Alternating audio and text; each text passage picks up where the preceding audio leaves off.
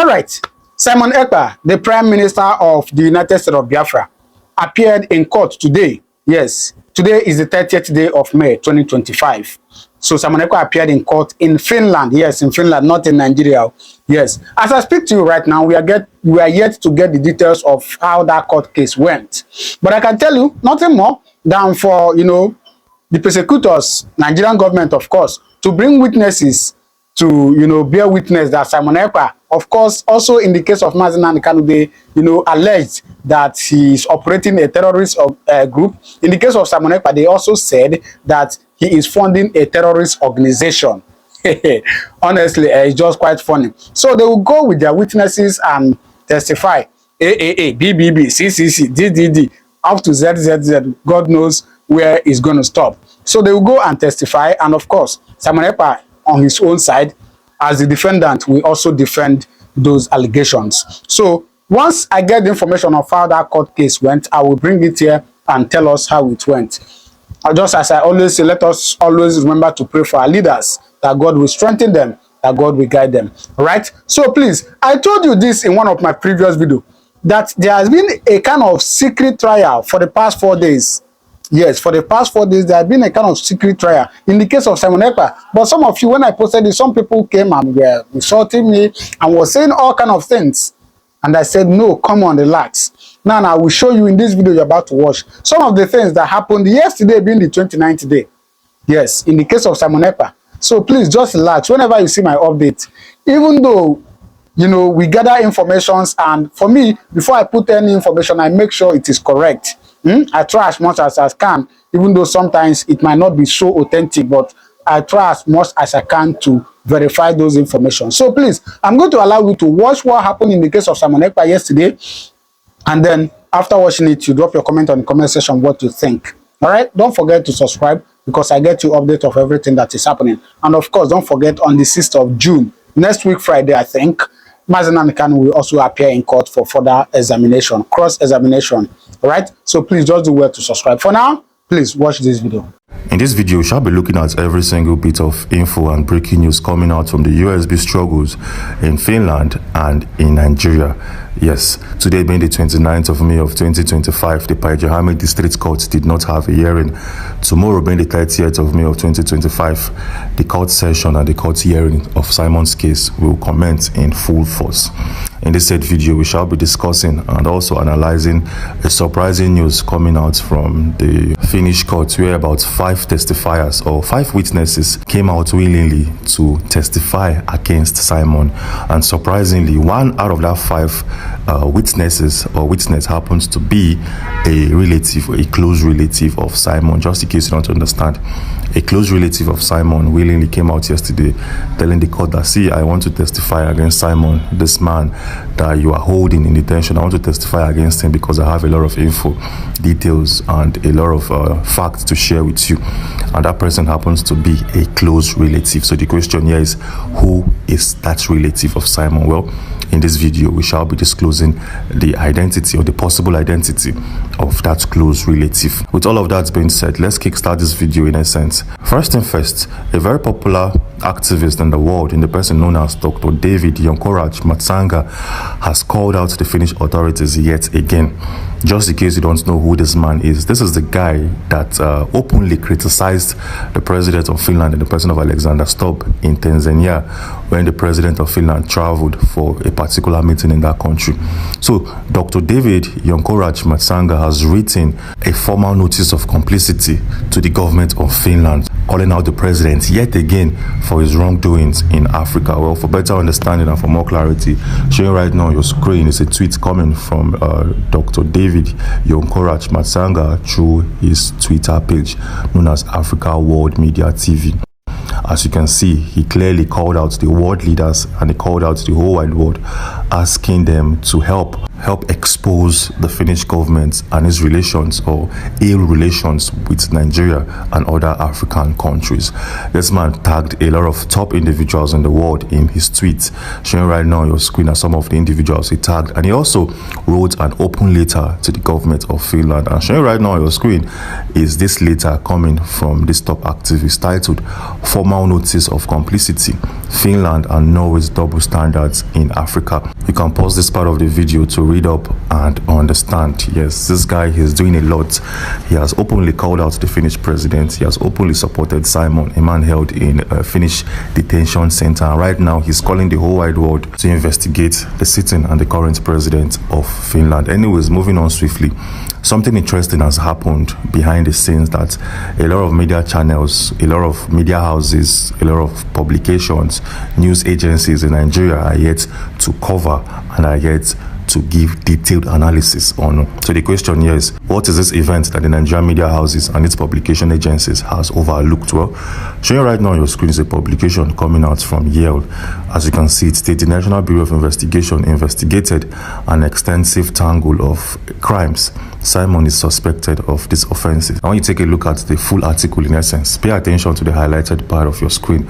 It states that 4 of the 5 suspects have been acquitted during the preliminary investigation. Well, just in case you don't understand, the Finnish authorities arrested 5 individuals around the 24th of November of last year. They arrested 5 individuals, Simon inclusive. And as of last week, they released 4 out of these 5 individuals while keeping Simon in detention. These 4 individuals, their case files were all closed and acquitted from all the charges leveled against them. But interestingly, something happened that did not make sense. These 5 individuals, when they were arrested last year, the Finnish authorities froze their bank accounts and their assets. And last week, when these guys were all acquitted of all their charges, the Finnish authorities are yet to unfreeze their bank accounts and unfreeze all of their assets. This doesn't make sense in any way, shape or form. Yes. For a better clarity, take a look at the publication coming from Ngozi Araboeze, which she published on the 27th of May of 2025, where it states, breaking, 2 weeks after Finland National Bureau of Investigation discharged and acquitted 4 innocent USB citizens from suspected offenses initiated by Nigerian President Tinubu and Defense Chief Christopher Musa, Finland President Alexander Stubb and Nordea Bank is yet to unfreeze the bank accounts of these innocent victims. Uliset, Finland newspaper that initially reported the arrest, has also refused to publicly update the world on the acquittal and discharge of these innocent USB citizens. So as you can see, the Deputy Prime Minister and the President of Ngozi Araboeze isn't too happy with the Finnish authorities, asking them to unfreeze the bank accounts of the 4 individuals that have been released and acquitted and discharged of all charges leveled on them. Anyways, moving on swiftly, let's take a look at a different news and article we have for you in this particular video. Showing right now on your screen is the USB Constitution and also the USB documents for declaration. This books has been made public by the DPM, the Deputy Prime Minister of the movement, and every USB citizen out there can actually pick a copy for their personal use. Well, for better understanding, take a look at a publication coming from the DPM, where she states, breaking, 2nd batch and original copies of the USB Constitution and Declaration document with signatures that signed for independence in Finland with ISBN numbers is out for sale. Showing right now on your screen is how much this book and constitutions are sold for. As you can see, the Constitution sells for $100 while the declaration document with signatures sells for $50. It also comes with different forms of shipping fees to the USA, to Europe, and to Nigeria. Anyways, moving on swiftly, let's take a look at our next updates in this particular video briefing. As we speak, the USB now have their own pledge. Yes, that is to say, the USB now have their own pledge, something that should be recited after the national anthem.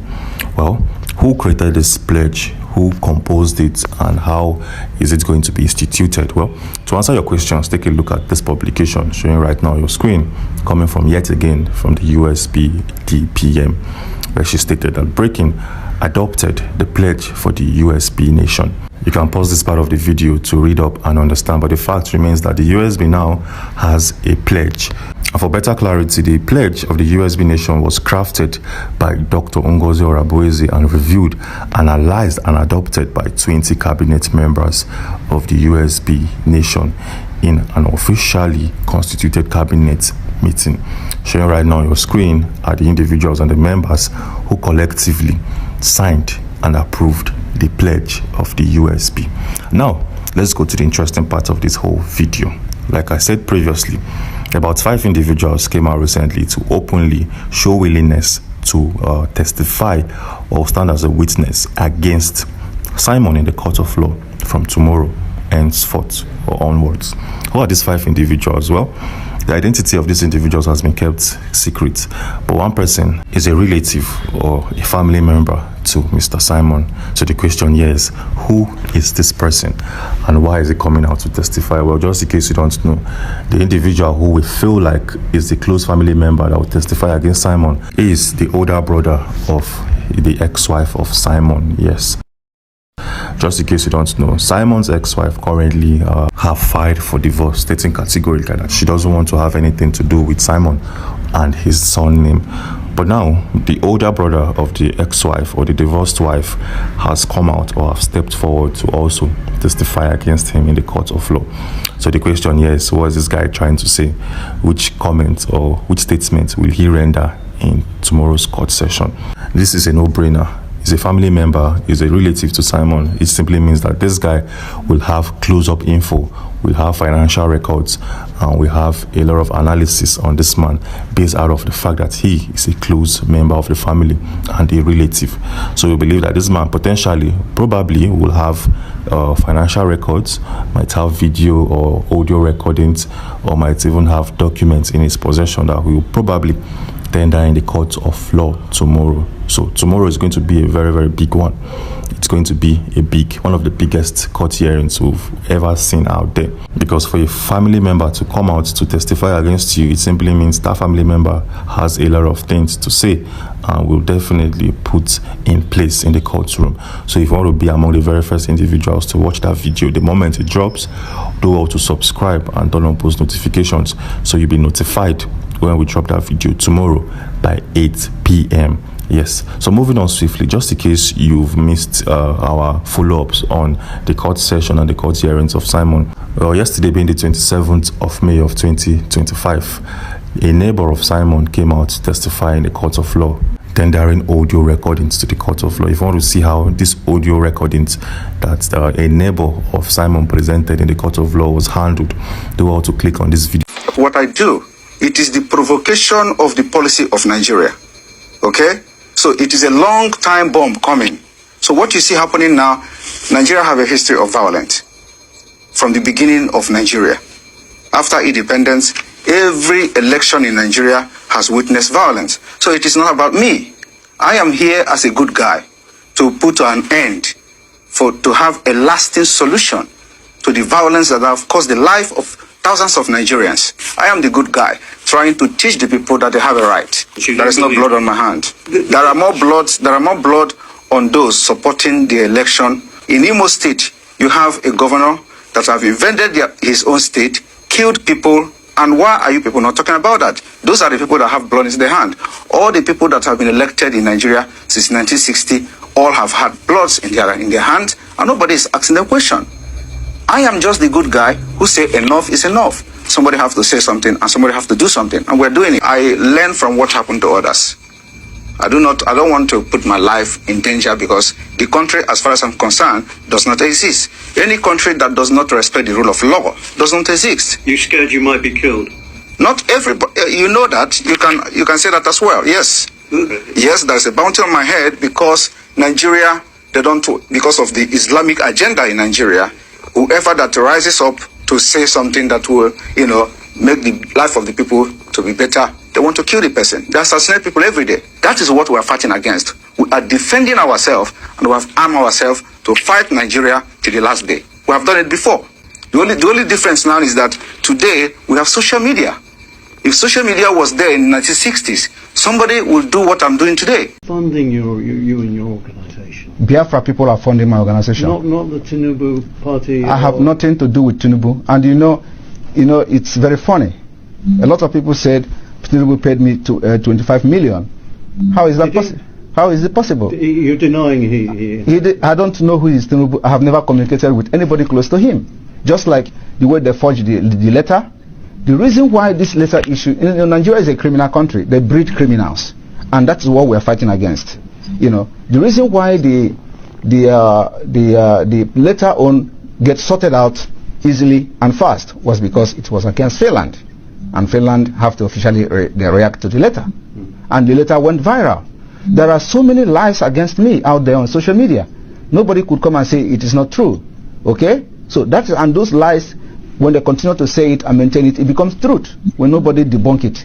You talk about criminals. Do you think the candidates for the presidency are criminals? They are all criminals. Yes, all of them. Even Peter Obi. Peter Obi is a criminal. But he's a southerner, isn't he? He doesn't. I am not a tribal. Listen, I'm not a tribalist.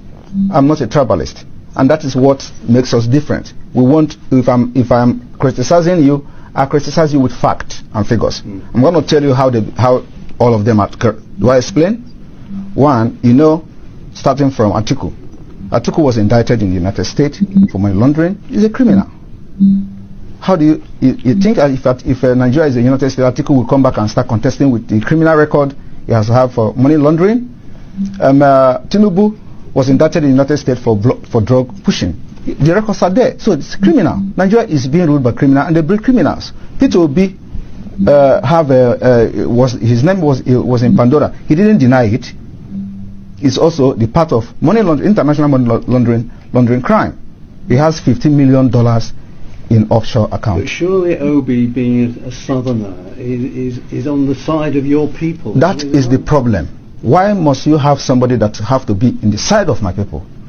That is the dangerous diversity that have brought us this far, because it will never work.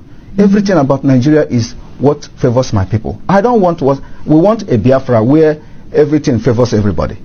But when you have Nigeria, it is either Fulani. Now we don't even have Hausa anymore, because Fulani have overshadowed them.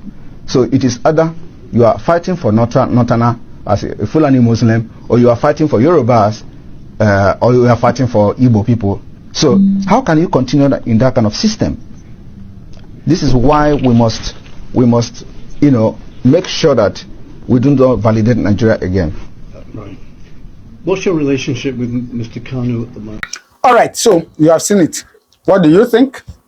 Please do well to drop your comment on the comment section of what to think, all right? I'll see you in my next video. Thank you and God bless you.